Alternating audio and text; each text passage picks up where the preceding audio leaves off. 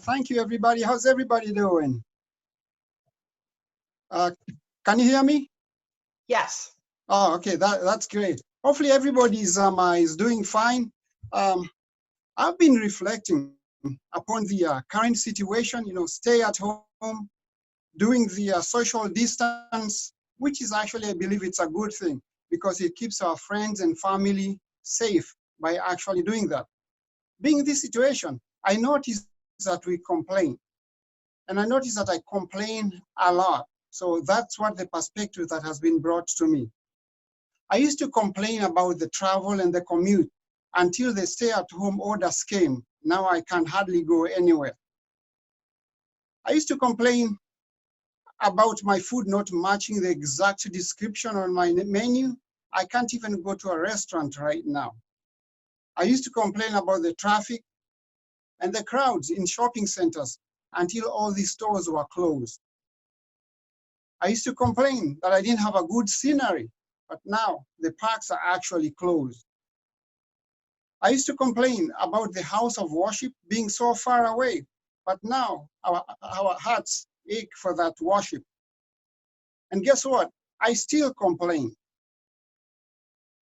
I complain about being confined in the conveniences of my home with 2020 conveniences.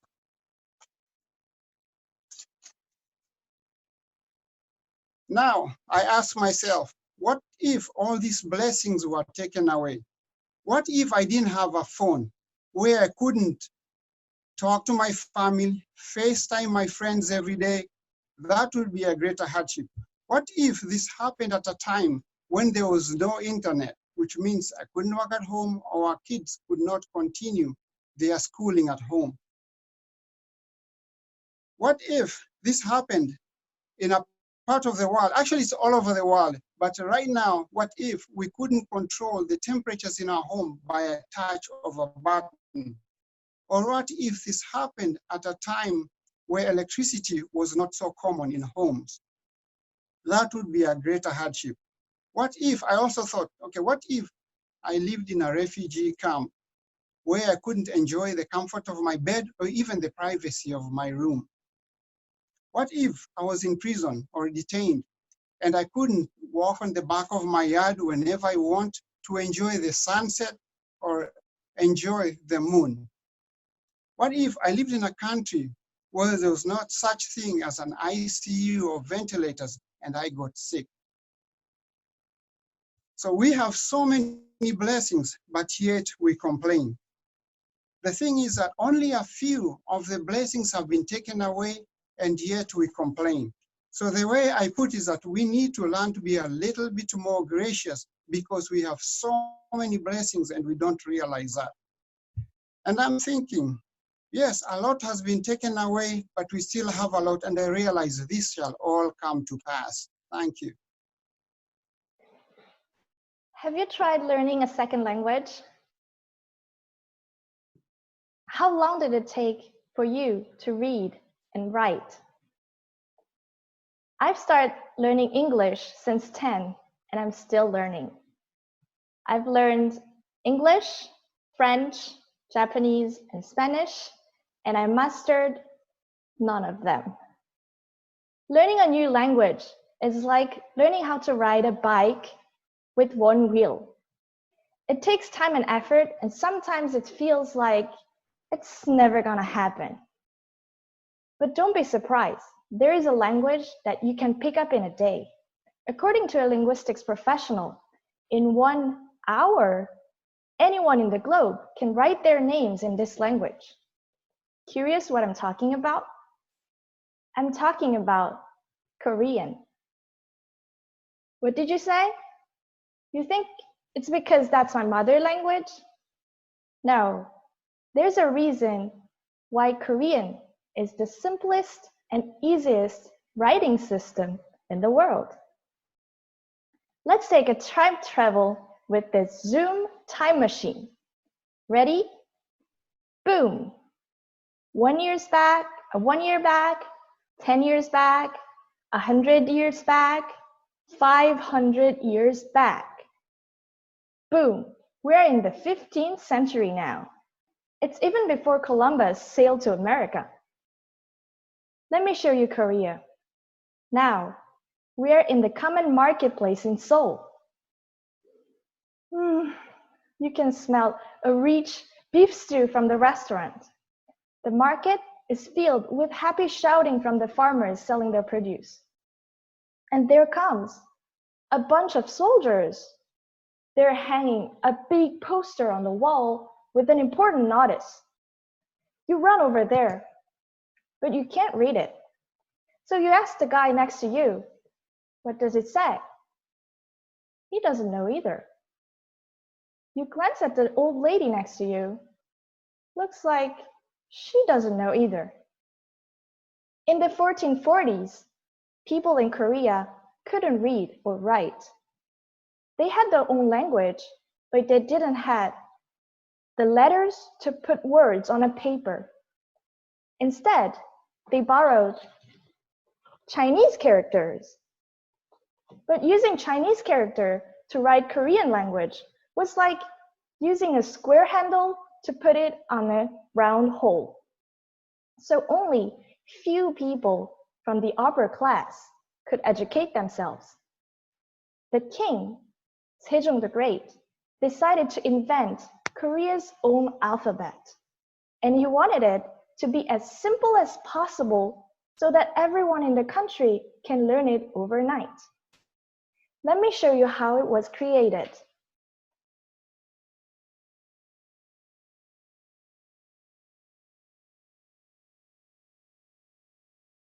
This is the marketplace, by the way.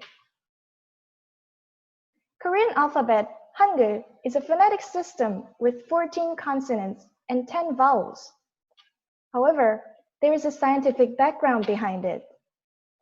First, there are 5 basic consonants.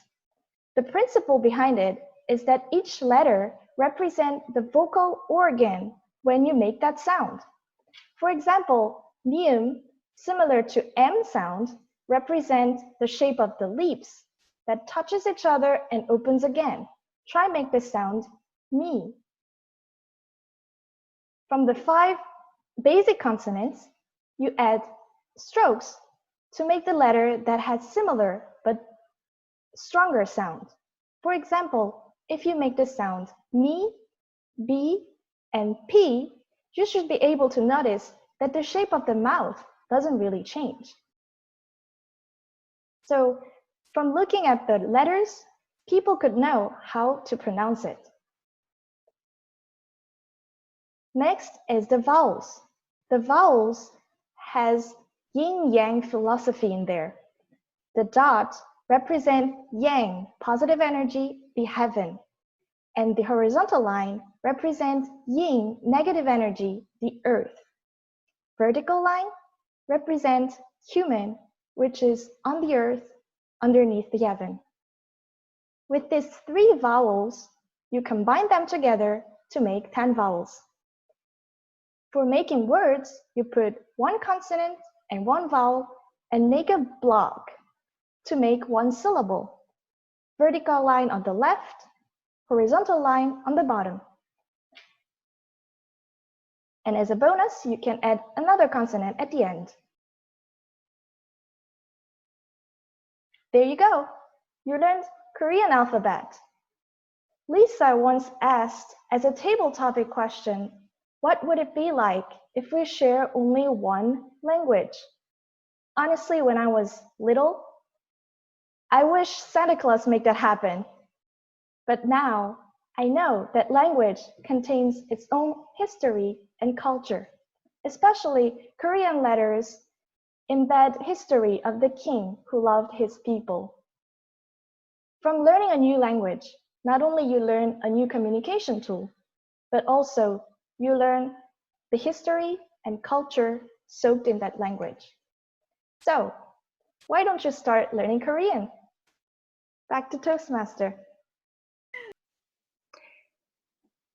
Well, some of you might remember before COVID-19, I was looking for jobs. And one of my speeches had to do with me missing the one important project that could have really helped my jobs interview. I found out the day after I bombed the interview. Well, I should have given myself some credit. I aced the first interview, but the subsequent one, I did not do well because I did not have the knowledge about different communication style that particular Toastmaster project I was working on only a day later. I really learned my lesson. It was a painful pill. However, I knew better to better prepare myself. Well, with COVID-19, I kind of gave up on the job search for a while, thinking that nothing's going to happen. I just continue working. Next thing you know, about a week ago, I was contacted by a prospective employer that I was really interested in. It was only 2-3 months later. You never know. Well, guess what? Just when I, again, did quite well on my first interview, this time I knew better to look into my Toastmaster project, because I have found that Toastmaster is not just for learning how to speak. There's so many wonderful information about career building, leadership development. And one great thing is I nailed it again. This project this time had to do with negotiation skill. Like I said, I did really well, at least I think, at this last interview. I have a great potential, I think, to have the second interview that might even end up being an offer. So I'd like to take this opportunity to use this project to help me prepare for my negotiation. And I learned last time it's so important to plan ahead, because without a plan, you can fumble during the process. And then the worst part is you feel bad, because you might wonder, what if I had planned? I could have really gotten something I wanted. So I don't want to live with that regret. So when I was looking at this project, talk about negotiation. One main thing is that you really have to have a plan. You just like preparing for Toastmaster speech, you don't want to go in and kind of just figure it out along the way. You want to know exactly, or at least have a framework of what you're trying to say. So if I am lucky enough to be given a second interview, one of the project idea is that there are 5 goals that we need to plan ahead when you enter into negotiation. And these 5 goals will give you an idea about where your position is. So this way you can enter with a clear concept of where you stand, where the other party stands, and what you want to accomplish, and have a backup in case things don't work out. So I'd like to go through these 5 steps with you, and hopefully it can also help you with your next negotiation. Number 1, it's that it's so important first to know exactly what do you want from the negotiation, basically what the outcome is. In this case, I would love to get the job, but also I had already planned for a summer vacation, especially to celebrate my high school graduate. So it's going to be a very special summer vacation for us. Well, after all, we only have stuck at home for the last 2-3 months. So it will be in the mountains, so we're still kind of social distancing. And it's going to be taking place in August. So I hope to not only receive the job at the rate I would like, but also to keep the vacation plan. And secondly, I need to think about, do you need to do any research for the negotiation? In this case, I need to know exactly what the company policy is. You know, how many days they give off. Maybe the first 3 months, there's nothing off. And also, what is the salary range for this position? So this way, when I negotiate, I will have an idea that what the range is with a data backed up for what I want. And number 3 is, now I know what I want from the negotiation. I also will have some data to go with what I want to talk to the other party. Number 3 is, it's not all about what I want. It's also very important to know what the other party wants, because this is the relationship building part. We want to make sure that we also consider what the other party wants to accomplish. So in this case, I think it was great that in the first interview, I did ask them what their expectations are, what are some of their challenges. So I have to keep those things in mind to make sure that those are the things that I can deliver. And another thing that I can maybe help connect with them is to also knowing that most of them have families. And I think that by connecting with the fact that, you know, they might have children, they might understand where I'm coming from if I do need to take that vacation, even if I do get hired and it's shortly after. So I need to make those points across and connect with them on that level. And so we have the outcome I want. I have the research I need to do. I have to think of the points to connect with these people. And the last two items are also very important. One is that, what is it that I'm willing to sacrifice? And that is important because sometimes and oftentimes you might not be able to get exactly what you want. So you have to think ahead exactly what it is that you are willing to give up if you don't get everything.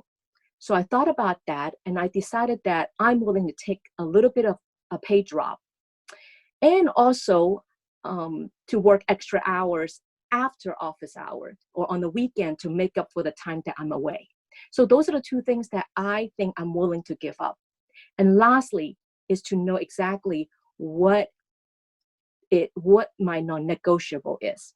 And in this case is not give up that vacation for my graduate, to have this special family time together before she goes to college.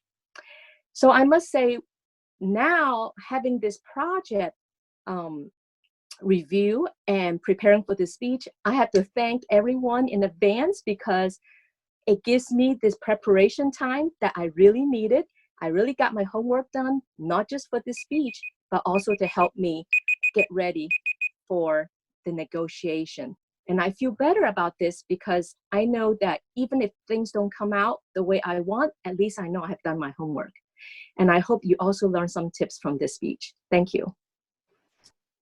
A couple of weeks ago, a friend of my wife had her life turned upside down. She was diagnosed with not one cancer, but two cancers.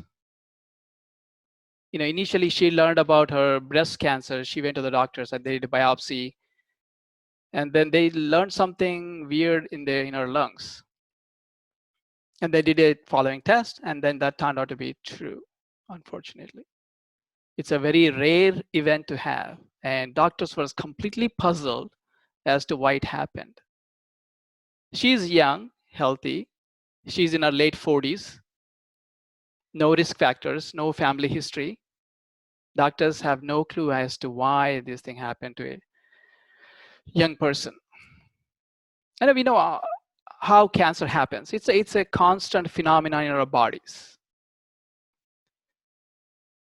You know, when cells divide, some cells become bad programming and they become rogue. And the only thing that stops it is your immunity. Just it, that's it. Immunity catches it, plugs it, and then keeps your health. But why is it happening younger and younger people? The doctors only know that it's all because of toxicity in the environment and our lifestyle choices. We're all eating bad food, not good food, no good sleep, and under stressful environments in our work, relationship, and everything. And doctors have no clue. If you look at the healthcare system in the United States for the last 30 years, the cost of it gone from 6% of GDP to 18% of GDP a couple of years ago, 2018. That's like $10,000 per person. If you just Google healthcare cost, that's the first thing that pops up. And is it improving our quality of life? No. The only positive thing that's happening is our death rate is going down. That's because of medical intervention. But look at all the illnesses, the incidence of all the chronic illnesses, they're all going up. And they're doing shift left. That means younger people are getting it instead of older people. No clue as to why it's happening. The only thing we know about is these subtle things that we do in our lives that are not amenable to a peaceful life. Is there a hope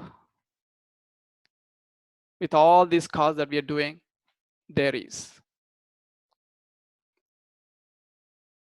In the last 200 years of our history of becoming slaves to these drugs and surgeries, aka quick fixes, we forgot that our body has innate ability and natural mechanism to heal itself and repair itself. That we forgot about it. All we have to do is go back to the basics. What are the basics? We know that it's not costly. It's good food, no high sugar, no high fat, no binge eating, all of that, good sleep. Exercise. I don't know how many people are starting exercising now. These days, we're all sedentary lifestyles, sitting. It's hurting us posturally as well as mentally and physically. We just have to get out of this mayhem.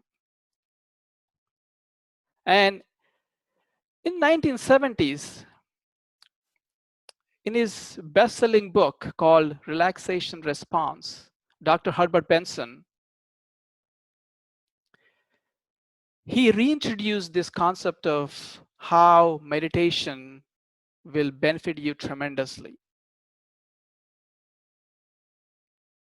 He called it relaxation in order to avoid any religious sentiments to it. It's just as simple as kneeling, reading a peaceful book, any interesting book, peacefully, that is. And that will put your body into a state where it will heal itself and perform better. What's happening here is that your mind is disconnected from the body. Your chaotic mind, that is, not good, clear mind. Your chaotic, crazy ideas pumping mind, that's disconnected from the body, and body will heal itself. And I'm going to show you that book.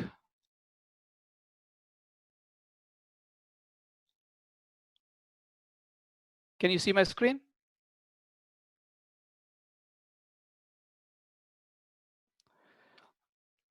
So this is the book, The Relaxation Response by Dr. Herbert Benson. So it's a 1970s old book. It's pretty good.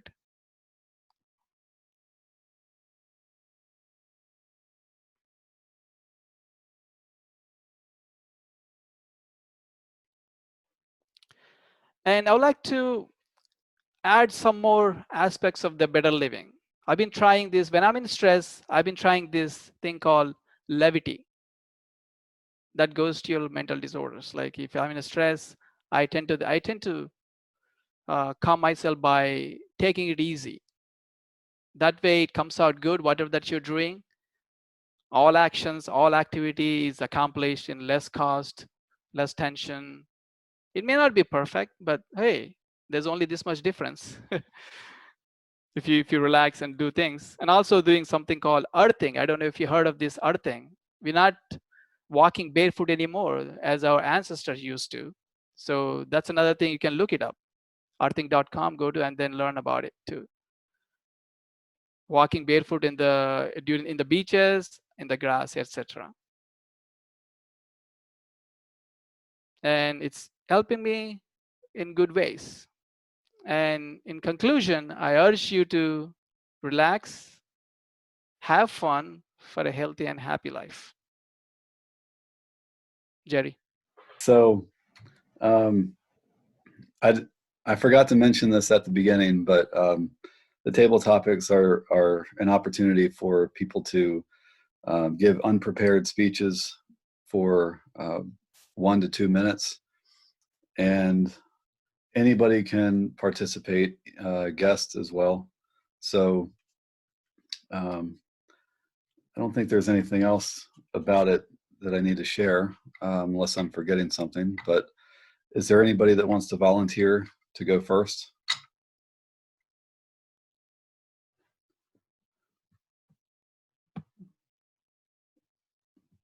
Anybody? Either unmute yourself or chat in the chat box. Either way. I can go. All right, Lissette. All right, so I'm just going to That randomly sounded grab. like Lissette. Was that Lissette? Yes. Yes. Okay, thank you. All right, so I'm just going to randomly grab a card here, and just hope that it's a good one. I know. All right, contestant number 1. What historical time period would you most like to visit?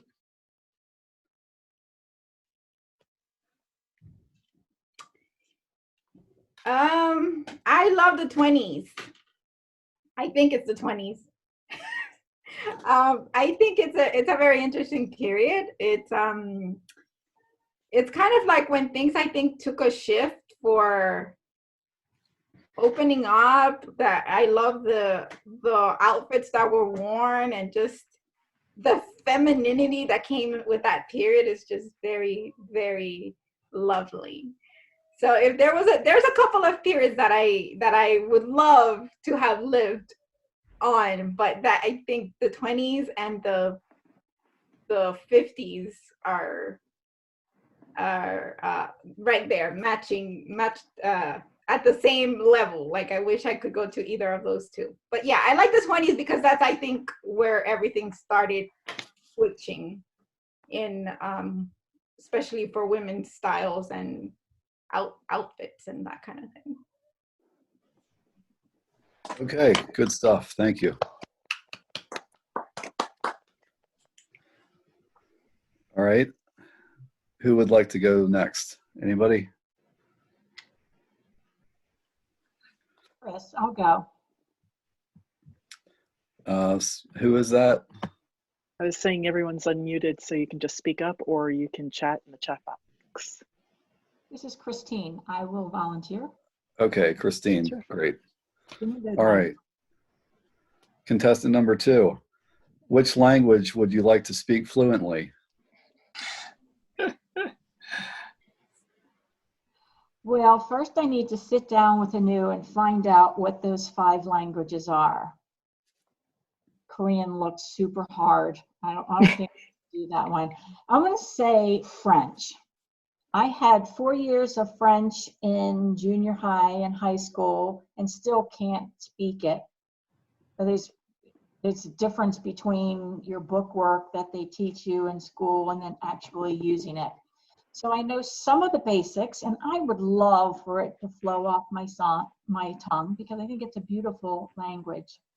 One thing I can say that I remember from way back then is Je voudrais une chambre avec un grand lit, which means when you're checking into a hotel room, it means I want a room with a big bed.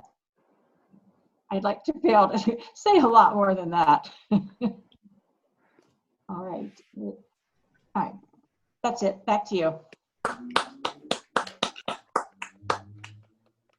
Okay. Thank you, Christine. All right. Who's next?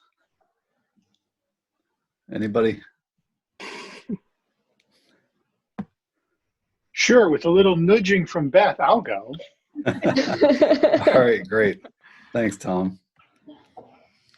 Okay, contestant number 3. Would you be likely to survive alone in the wilderness? Gee, that's a tough question because Beth's sitting right next to me. Absolutely not. I actually often think about this. I have some neighbors who are the outdoorsy types. The man with his 2 boys, as they were growing up, they would go hunting and fishing, and their big adventure was to go to the Midwest and shoot wild boars, and they loved all that. And they could bring the animals home and clean them and then pack them in their freezer, and that whole visceral man experience. And when I was a young boy, my father and I did that. We would go hunting and we could go fishing and he would show me how to clean a fish. Do not want anything to do with that. And I guess at some point I felt, does that make me sort of a lesser man? And could I survive in the wilderness? I don't think I could. But in the modern day wilderness, I'm very well equipped. I've got a good education, I can get a job, I can make money, and I can go out and hunt and gather my own food at Costco, Safeway, Five Guys. Not quite as much work gutting and cleaning and all that, but boy, it sure does taste good. So in the modern day wilderness, I am a survivor. All right. Table topics master. Thank you, Tom. Okay, we have time for one more. Don't everybody fight over it at once. Anybody? I'll go, Andrew. All right, great. All right, here's the last question.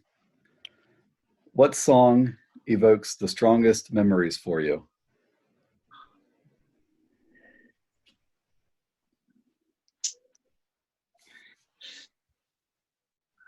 Currently, I'm reading a book that is helping me find myself. My nephew was recently diagnosed with dyslexia, and immediately my parents told my little sister, you need to call Jerry. Jerry's dyslexic. And I was like, yeah, I am, but like, I know nothing about dyslexia. Like, I don't remember being tested. I don't remember any of the details. I remember very little of my childhood, really. And I think that's because, in part, the way that my brain works. There are several types of dyslexia. So far in reading the book, I know that I'm at least 2 of the 5 types. However, there is one type that I know that I am not. And that type specifically has to do with the way that the brain categorizes memories. The typical person will remember an event in history as one package. They'll remember the date, the people that are present, and all that kind of information, as well as smells, tastes, different things like that. That's not how a dyslexic mind works that has this particular attribute, which, again, I do not have. And that is, they take events, divide them into little pieces, such as music. Who was the artist? What was the song? How does it relate to the event? My brain doesn't work that way. So I don't have rich memories of music because I cannot associate them to events in my life. However, I do know how to make my mother cry. And that is every Mother's Day, I play her Boys to Men, A Song for Mama. So thank you for letting me share how I can touch my mom with such a rich song and how I can better understand myself. You. And your project was using descriptive language that adds interest and impact to speech.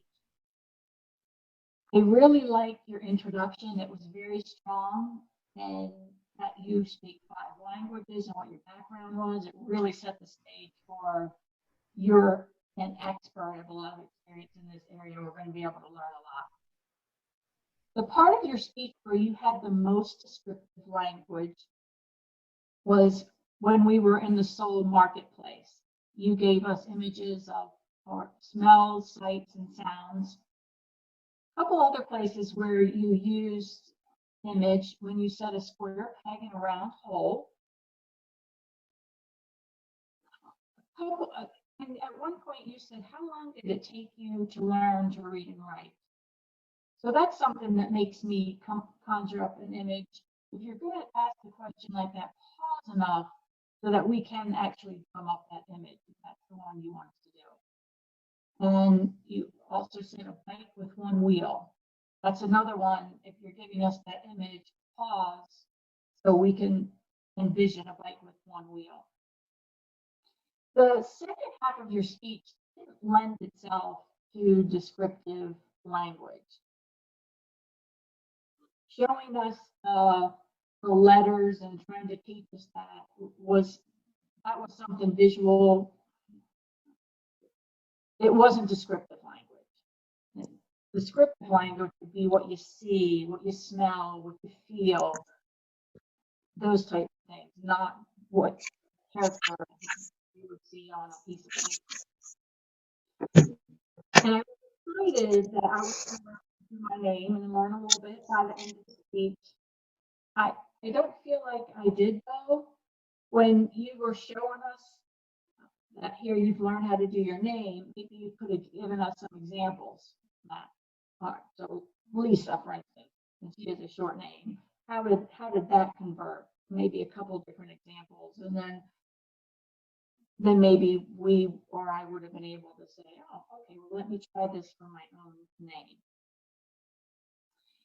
You described the marketplace and sold in the beginning, and then later when you went to share your screen, there was an image of the marketplace, and you said, oh, by the way, this is the marketplace. And it was such a flash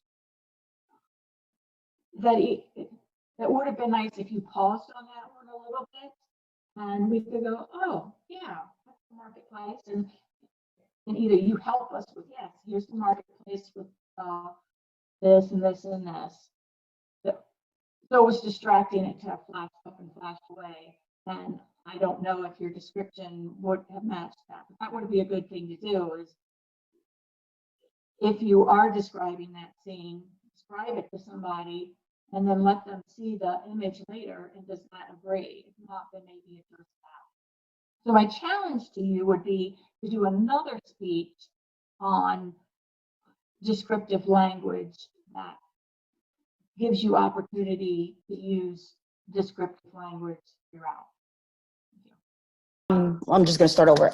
So Eran, the purpose of your speech was to look at different types of negotiations and strategies that you can use during the process, and share a past experience or something that you're going to do in the future and how it applies. I really liked how you used a previous interview. In this particular case, it did not yield the desired outcome that you were looking for, but I really like how you decided to turn it around and use that experience as a stepping point. Look at how you could address it in the future, and figure out a way of changing that outcome next time you have to go into an interview. You did an amazing job at describing your approach and sort of like identifying all the pieces that you needed to look at. And also you describe how each one of those individual pieces applied to you. You talked about the desired outcome. Obviously, it's to get an offer at the right amount of money. You talked about the research that you have to do about the organization, their culture, some of the things that are important to them. And you talked about two things that are very important. One is the willingness to sacrifice certain things and understanding what that is and what your non-negotiables are. And you actually talked about those two things, and you were very direct and clear as to what was that you were willing to give up, and what was it that it was completely non-negotiable. So you excel at the background, the structure, identifying the link between the structure and your particular experience. Some of the areas where I think you may want to look at in the future and try to improve. I wish you could have shared a few more styles and talked about them, or some of the other things that you found, some of the other styles that you found during your research. Perhaps identify some situations or roadblocks and how you would address them throughout the whole negotiation process. And with that, I challenge you to look at different approaches and share, maybe in the future speech, share some additional examples, how you would address those difficulties.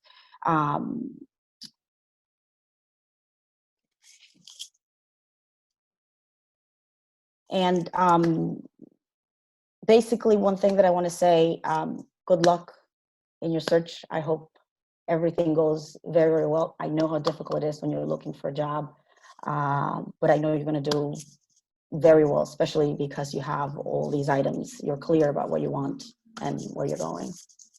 Thanks. Srinivas, your speech was, the purpose of your speech was to practice being aware of your thoughts and your feelings and the impact of your responses on others. I did notice that in your speech, you pondered upon your friend or your wife's friend getting, no, not friend, relative, you said, right? Getting sick. It was a very interesting speech. I loved your content. Overall, your content was very good. You told a personal story at the beginning. You had a lot of good information on how we could improve our health. You gave examples, like you said, we can relax, do exercise, eat healthier foods. You gave a lot of suggestions. And you had a strong end too. My favorite parts were the beginning and the end part of your speech. You took us at the beginning from the personal story, which I thought was very impactful. It made us listen to your speech right away, pay attention, to realizing the state we were in. So it kind of took us from paying attention to, oh my gosh, this is where we are right now. This is bad. And I thought, oh my gosh, where's the positivity in all this? And right away, you switched it and you went from, this is where we are, you realized where we are, now let me give you some suggestions on what you can do. And they're very easy, by the way. And I love the examples that you gave. They were very easy to follow. There were simple things that we can all do.